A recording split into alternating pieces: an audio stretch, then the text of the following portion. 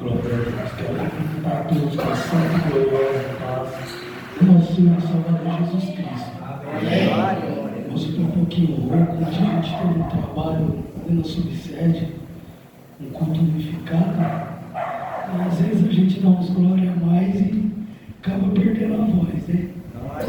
Mas a oportunidade que o Senhor nos dá, ela tem que ser exaltada como se fosse a última da nossa vida. Muitas das vezes a gente tem uma oportunidade, a gente nega ela, mas pode ser a última oportunidade que Deus tem para contigo. Então não rejeite a oportunidade do Senhor. Irmãos, queria fazer uma leitura com os irmãos. Evangelho segundo escreveu Mateus, o capítulo de número 14, no versículo de número 22.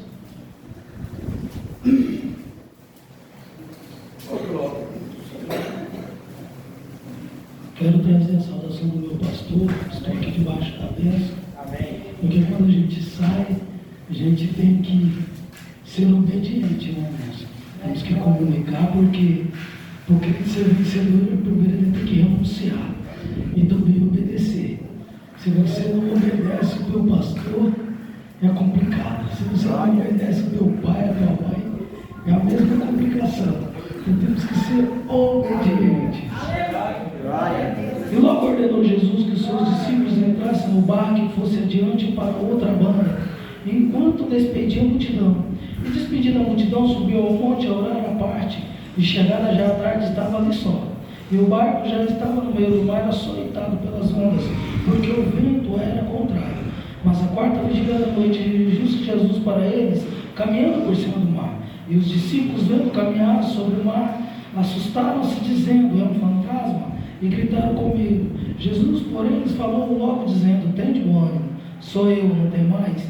E respondeu-lhe Pedro e disse: Senhor, se és tu, manda-me ir contigo por cima das águas.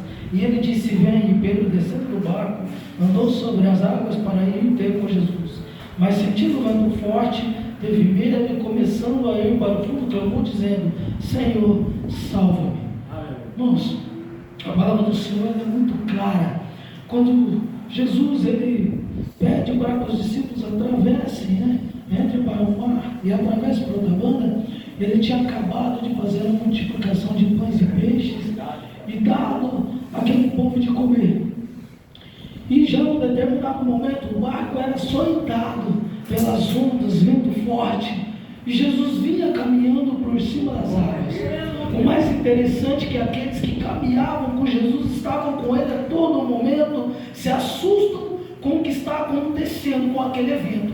Ver Jesus andando por cima das águas, eu quero imaginar neste momento que aquela luz era tão forte que eles se assustaram achando que era um fantasma e começaram a exclamar com medo. E Jesus: ei, calma, sou eu, não precisa ter medo. E aquele audacioso daquele homem por nome de Pedro, ele vai dizer para Jesus: ei, Senhor, se é o Senhor mesmo, manda eu ir contigo. E Jesus fala para ele: vem, Pedro. Pedro vai descer do barco e vai caminhar até Jesus, num ato de pura fé, irmão, porque ele estava pisando nas águas. E quando ele chega próximo a Jesus, ele começa a afundar.